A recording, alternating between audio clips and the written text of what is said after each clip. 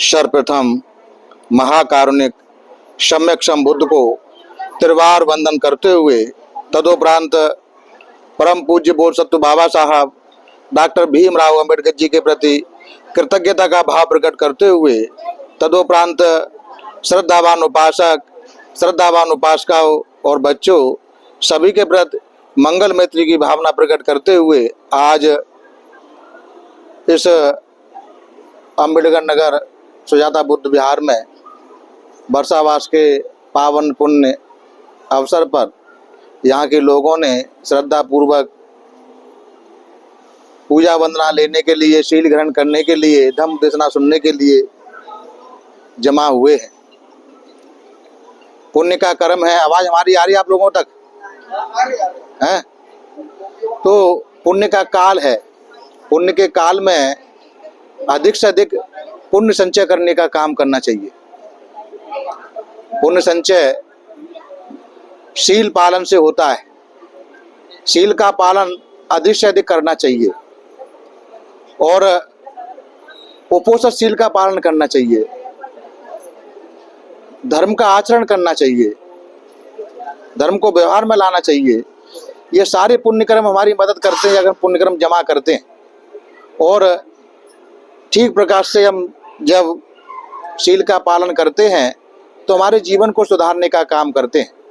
हमारा स्वयं का जीवन सुधरता है और हमारे साथ में जो लोग हैं, परिवार के लोग, उनके जीवन में भी सुधार लाने के लिए हम प्रयासरत होते हैं और जिस समाज में हम जीते हैं उस समाज में भी शील पालन करने से अपने योगदान देते हैं।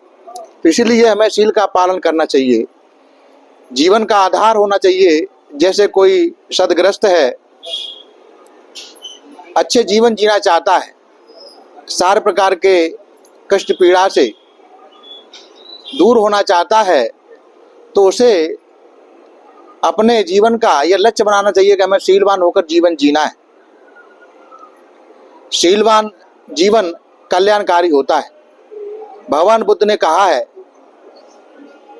कि शीलेन सुगतिमयन्ति, शीलेन भोग संपदा, शीलेन निपुतिमयन्ति, तस्मा शीलो वसोदया।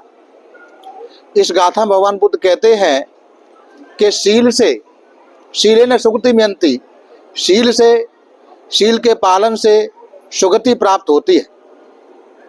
शीलेन भोग संपदा, शील पालन से ही सारे प्रकार की भोग संपत्ति हैं वह प्राप्त होती है।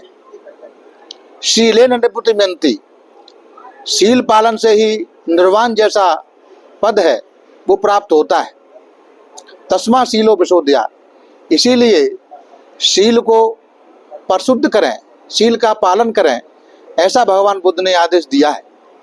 सदग्रस्त के लिए जो वास्तव में अच्छे जीवन जीने की कामना करते हैं कि हमारे जीवन सुखमय हो, सारे कष्ट परेशानियां हमारे जीवन से निकलें, सुख समृद्धि को प्राप्त हो, उन्नति का जीवन जिएं, तो उसके लिए अनिवार्य आवश्यकता है शील पालन की।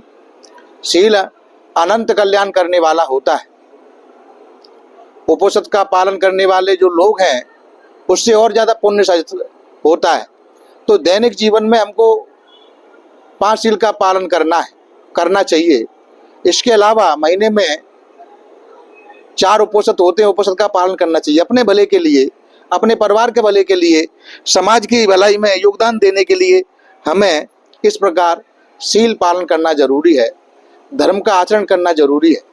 धर्म का आचरण सद्व्यवहार से होता है।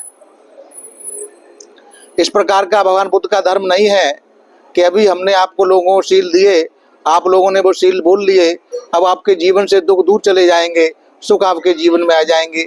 इस प्रकार का भगवान बुद्ध का धर्म नहीं है। भगवान बुद्ध का धर्म वैज्ञानिक धर्म है, सत्य पे आधारित है।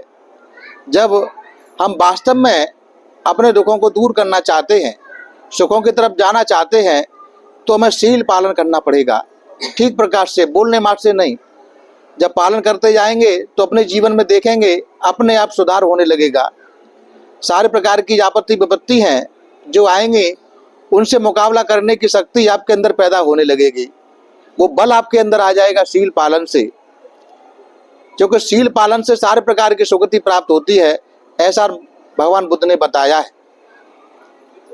ये जो भगवान बुद्ध की शिक्षा है, इसे आंख बंद करके मानने का नहीं है, ज्ञान पूर्वक विवेक पूर्वक मानने का है, समझते हुए मानने का है, प्रज्ञा पूर्वक समझना है।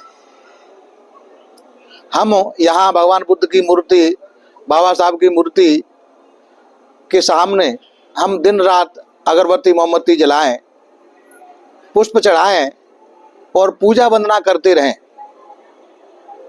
हमेशा बोलते रहें पूजा वंदना करते रहें, और उनकी बताए गए रास्ते पर अगर न चलें तो कल्याण नहीं हो सकता, किसी भी हाल में नहीं हो सकता। हमारा समाज जो है ऐसी विसंगतियों से गुजर रहा है।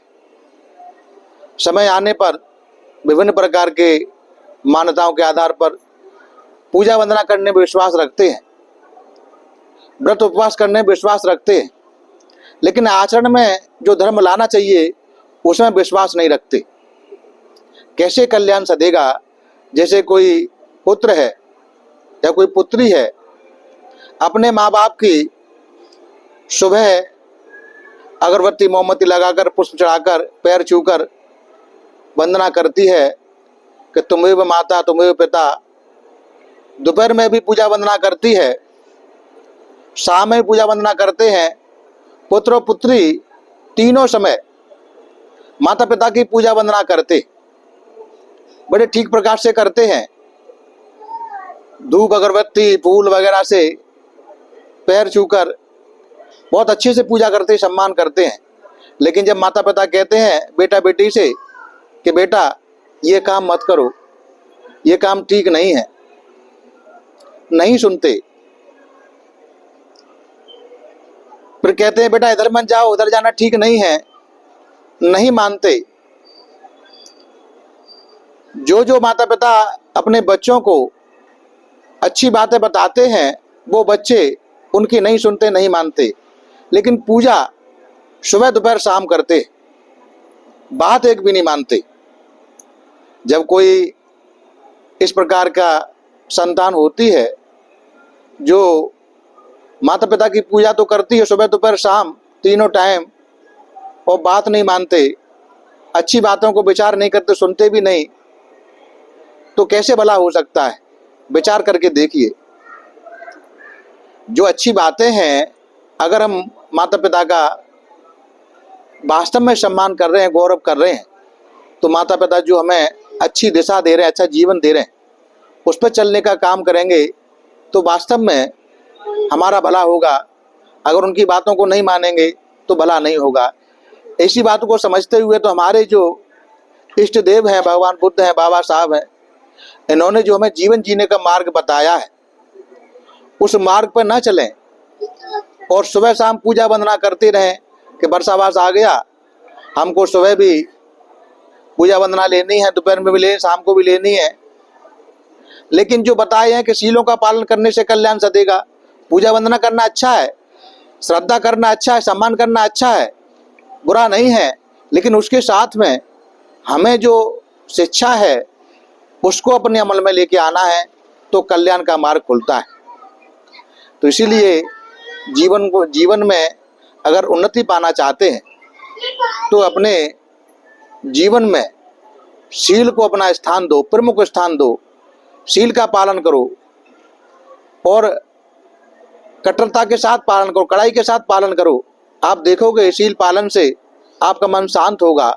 शांत मन जो होता है अच्छा चिंतन करता है, अच्छे चिंतन के आधार पर अच्छे विचार पैदा होते हैं, अच्छे विचारों के आधार पर मन वाणी शरीर से जो कर्म करने के फैसले हैं वो अच्छे फैसले होते हैं। अच्छे फैसले होंगे तो अच्छे कर्म होंगे, अच्छे कर्म होंगे तो उनका जो परिणाम है निश्चित रूप से अच्छा ही आने वाला, बुरा नहीं आएगा। क्योंकि सृष्टि का ऐसा नियम है कि हम जिस प्रकार का बीज इस सृष्टि इस धरती पर डालते हैं वैसी फसल पाते हैं। हम नीम का बीज डालते तो नीम पाते हैं, आम का बीज डालते तो आम पाते हैं। नीम के बदले आम नहीं पा सकते, आम के बदले नीम नहीं पा सकते। इस बात को हमें समझने की आवश्यकता है, इस निसर्ग के नियम को समझने की आवश्यकता है, इस कुदरत के कानून को समझने की आवश्यकता है। सही मायने में आज हमारे जीवन में हमारे समाज के लोगों को, अधिकतर जो सामाजिक लोग हैं, हमारे अपने भाई बंधु बहनें माताएं, सभी बहुत सारे कष्ट में, दुख में जीवन जी रहे हैं। उसका कारण क्या है? उसका सबसे प्रमुख कारण कि शील का अभाव है, शील का पालन नहीं है। शील पालन होता तो हम इतने कष्ट पीड़ा में न होते, ऐसा समझना चाहिए। एक कहानी की, छोटी कहानी के माध्यम से संक्षेप में कहानी कहेंगे, क्योंकि समय का अभाव देखते हुए बहुत सारे लोग दूर दूर से आए हैं। कि शील कल्याण का देने वाला होता है, हमारे उन्नति के दरवाजे खोलने वाला होता है। जैसे अभी हमने गाथा कही कि भगवान बुद्ध ने बताया कि शीलेन सुगतिमयन्ति, शीलेन भोग संपदा, शीलेन निब्बुतिमयन्ति, तस्मा शीलो विशोधया। यानी शील से सुगति प्रगति प्राप्त होती है, शील से भोग संपत्ति प्राप्त होती है, शील से ही निब्बान जैसा पद प्राप्त होता है। इसलिए शील की शुद्ध करो, शील की रक्षा करो, शील का पालन करो। यह जो गाथा भगवान बुद्ध ने एक समय देशना दी, तो उस देशना को एक ब्राह्मण कुल का बड़ा व्यक्ति था, धनवान व्यक्ति था, विद्वान व्यक्ति था, और एक राजा के यहाँ वहाँ वह नौकरी करता था, प्रमुख पद था, भगवान बुद्ध का उपासक था। तो उसने ये देशना सुनी और विचार किया कि भगवान बुद्ध ने कहा है कि शील से ही सारी संपत्ति प्राप्त होती है, शील से ही सुगति प्राप्त होती है, शील से निर्वाण जैसा पद प्राप्त होता है। क्या वास्तव में शील से ही सब प्राप्त होता है? आज मैं इतना बड़ा धनवान हूँ, आज मैं इतना बड़ा विद्वान हूँ, और मेरा ब्राह्मण कुल है, और मैं राजा के यहाँ प्रमुख मंत्री हूँ। क्या सारा कुछ मुझे शील से प्राप्त हुआ है या मेरे अपने बल से प्राप्त हुआ है? तो मुझे भगवान बुद्ध का ये जो देशना है उसका परीक्षण करना चाहिए, क्योंकि भगवान बुद्ध ने कहा ही है कि यह पश्य को ओ पनइयो को पच्चतंग वेद तब वो नहीं होती। आओ परख के देखो, भगवान बुद्ध का धर्म कल्याणकारी है, निर्माण तक ले जाने वाला है। विद्वान लोगों ने परख के देखा गया है, इसलिए परख के देखो। तो भगवान बुद्ध ने खुला चैलेंज किया है कि आओ परख के देखो। तो ऐसे आंख बंद कर स्वीकार मत करो, परख के देखो और तब अपने जीवन में उतारो। यह कल्याण का रास्ता खोलने वाला है।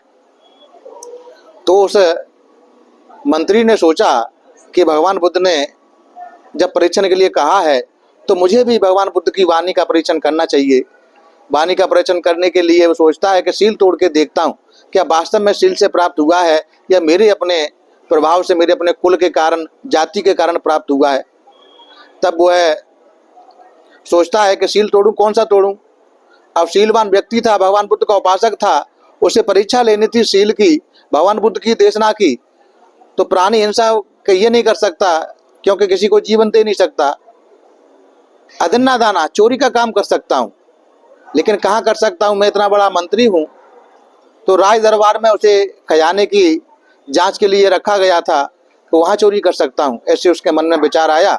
और वह एक दिन गया, वहाँ खजाने में सुरक्षाकर्मी तैनात रहते थे, तो उनके सामने उसने कुछ सिक्के लिए, अपनी जेब में रख लिए।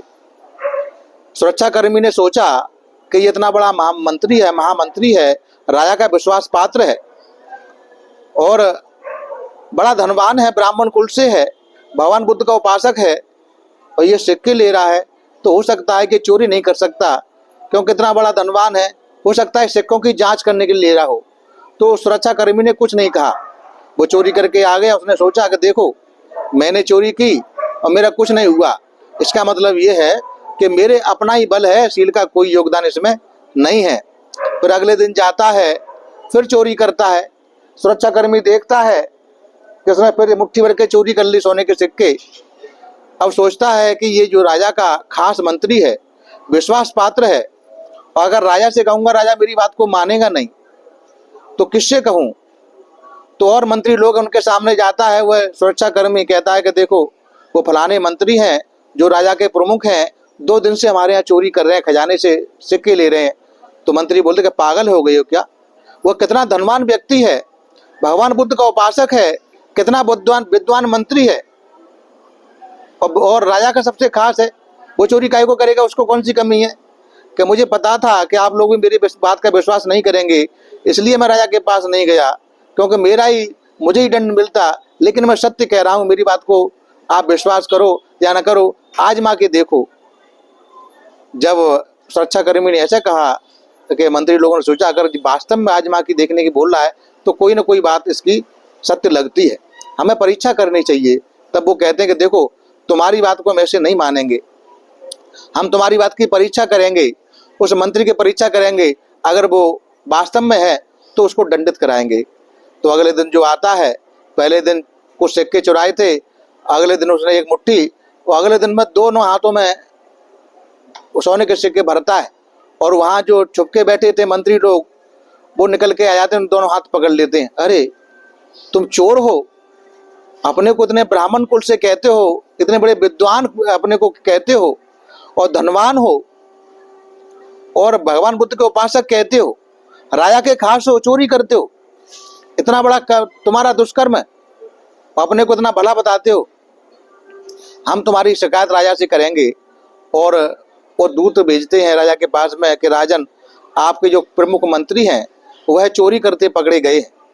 तो राजा सोचता है अरे ये मेरा इतना खास और मेरे साथ धोखा करता है, धोखा किया तो उसको फांसी पर सजा दो। उसका दिल दुखता है और फांसी की चढ़ाने की सजा देता है। तब वो मंत्री सोचता अरे मैंने सोचा था कि अगर चोरी करते पकड़ा जाऊंगा तो 10 गुना दे दूंगा, लेकिन राजा ने तो मुझे फांसी की सजा दे दी, मेरा सोचना उल्टा हो गया। तो वो कहता है कि नहीं नहीं, मुझे राजा से बात करनी है, 2 मिनट बात करनी है, एक बार मेरे राजा से बात करा दो। तो दूत जाता है उस मंत्री का संदेश लेकर राजा के पास में कि राजा वह मंत्री आपसे 2 मिनट बात करना चाहता है। तो राजा कहता है ऐसे नालायक की मैं शक्ल नहीं देखना चाहता, जो मेरे विश्वास को तोड़ता है, वो अपने को ब्राह्मण कुल का कहता है, विद्वान कहता है, भगवान बुद्ध का उपासक कहता है, और इतना धनवान है, चोरी करता है, मैं नहीं सुनने वाला उसकी, तुम फांसी उसको ले जाओ और फांसी पर लटका दो। दूत वापस आता है और कहता है कैसे करके बात है। जब राजा की बात सुनता है वो मंत्री रोने लगता है। वो कहता है कि देखो मुझे फांसी की सजा से कोई ऐतराज नहीं है, लेकिन मैंने ये क्यों किया, और ऐसा इस देश का कानून भी है कि मरने वाले की आखिरी इच्छा पूछी जाती है, तो मेरी आखिरी इच्छा ये है कि 2 मिनट राजा से बात करना चाहता हूँ, फिर मुझे फांसी पर लटका दें। इस प्रकार दूत दोबारा जाता है और कहता है कि राजन वह मंत्री जो फांसी से माफ़ी नहीं चाहता, वह फांसी चाहता है लेकिन 2 मिनट आपसे बात करना चाहता है। क्या अच्छी बात है, ठीक है लेके आओ। तो मंत्री को लेके आया जाता है। राजा उसको देखता नहीं है, मुँह फेर लेता है, मुँह फेर लेता है। तब वो कहता है अरे राजन मैं ब्राह्मण कुल से हूँ, इसीलिए तो तुमको लज्जा नहीं आई ऐसा काम करते हुए, कि मैं धनवान कुल से हूँ इसीलिए तो तुम्हें शर्म नहीं आई ऐसा काम करते हुए, कि राजन मैं भगवान बुद्ध का उपासक हूँ, शील का पालन करने वाला हूँ, इसीलिए तो तुम्हें आंखों में जरा भी शर्म नहीं कि तुम भगवान बुद्ध का उपासक कहते हो, तुम बड़े विद्वान कहते हो, ब्राह्मण कुल से कहते हो, फिर भी चोरी करते हो, फिर भी चोरी करते हो। तब वो कहता है कि देखो राजन ये मैंने क्यों किया उसको मैं बताना चाहता हूँ, इसलिए 2 मिनट का समय मांग रहा था, क्योंकि उसे लोगों को धर्म बताना था, सभी जनता को धर्म बताना था कि शील का पालन कितना कल्याणकारी होता है। तब वो कहता है कि राजन आज मैंने यहाँ चोरी की और मैंने सफाई दी कि ब्राह्मण कुल से हूँ, तो भी ब्राह्मण कुल मुझे बचा नहीं पा रहा है। मैं कह रहा हूँ विद्वान हूँ तो भी मुझे मेरा जो चोरी का कर्म मुझे बचा नहीं पा रहा है। मैं धनवान हूँ तो भी मुझे मेरा कर्म बचा नहीं पा रहा है। मैं कहता हूँ भगवान बुद्ध का उपासक हूँ तो भी मेरा दुष्कर्म मुझे बचा नहीं पा रहा है। यही बताने के लिए कि भगवान बुद्ध ने एक देशना दी थी, देशना में बताया था कि शील से सारे प्रकार की सुगति प्रगति प्राप्त होती है, सारे प्रकार की भोग संपत्ति प्राप्त होती है, निर्वाण जैसा पद शील के पालन से प्राप्त होता है। तो ऐसी भगवान बुद्ध ने देशना दी, उस देशना की परीक्षा के लिए मैंने इस प्रकार का शील तोड़ा और मैंने सोचा अगर पकड़ा जाऊंगा तो मैं उसका 10 गुना दे दूंगा और माफ़ी पालूंगा, लेकिन मुझे ऐसा नहीं हुआ। आपने जब पकड़ा गया तो मुझे सीधी फांसी की सजा दे दी, तो मुझे उस सजा से कोई ऐतराज नहीं है। मैं स्वीकार करता हूँ कि मैंने भगवान बुद्ध की शिक्षा पर शंका पैदा की तो मुझे दंड मिलना चाहिए, लेकिन लोगों को ये बताने के लिए कि देखो आज शील तोड़ने पर मैं इतना धनवान होते हुए, विद्वान होते हुए, ब्राह्मण कुल से होते हुए शील तोड़ने पर दंड से नहीं बच पाया, इसीलिए शील का पालन जरूरी है।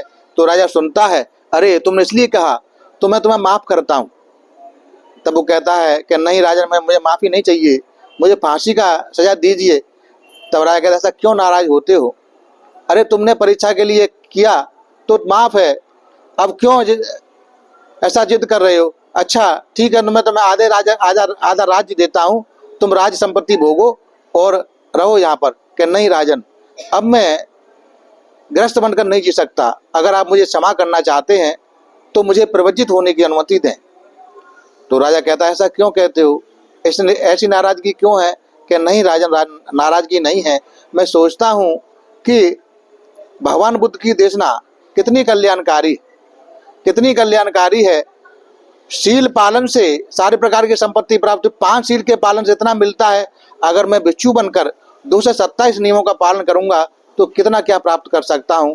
तो शील का हमें बल है, उसे समझने की आवश्यकता है कि शील कितना कल्याण करता है। भगवान बुद्ध का जो धर्म है इस प्रकार का है, आचरण वाला, व्यवहार वाला है। आज आप लोगों ने श्रद्धा पूर्वक इस बुद्ध विहार में आकर शील ग्रहण किए, पूजा वंदना ली, धम्म श्रवण किया, इस प्रकार पुण्य संचय किए। ये सभी पुण्य आप लोगों के जीवन में सहायक हों, ये पुण्य बल आप लोगों के जीवन से सारे प्रकार की आपत्ति विपत्ति दूर करने में मदद करे, सारे प्रकार की संपत्ति प्राप्त करने में सहायक हो और शील पालन आपके जीवन का आधार बने, ऐसी कामना करते हैं और अपनी वाणी को विराम देते हैं। सबका भला हो, सबका मंगल हो, सबका कल्याण हो। भवतु सब मंगलं, भवतु सब मंगलं, भवतु सब मंगलं। और सुखी यहाँ पर करुणा बुद्ध विहार के जो अध्यक्ष हैं, बुद्ध स्टडी ऑफ इंडिया के और प्रबुद्ध महिला मंडल के जो अध्यक्ष हैं, यहाँ कुछ लोगों को कुछ दान स्वरूप दान करेंगे, भेंट करेंगे, जिसको एक तरह का शुद्धता का प्रतीक है। ऐसी पोशाक दान की जाएगी, शुद्धता का प्रतीक है, तो उस पोशाक को धारण करें, दी हुई दान को, और अपने को, अपने अंदर जो कुछ गंदगियां हो उसे दूर कर अपने को शुद्ध करने का काम करें, संकेत के रूप में अपने को शीलवान बनाएं। सुखी हो, मंगल हो, कल्याण।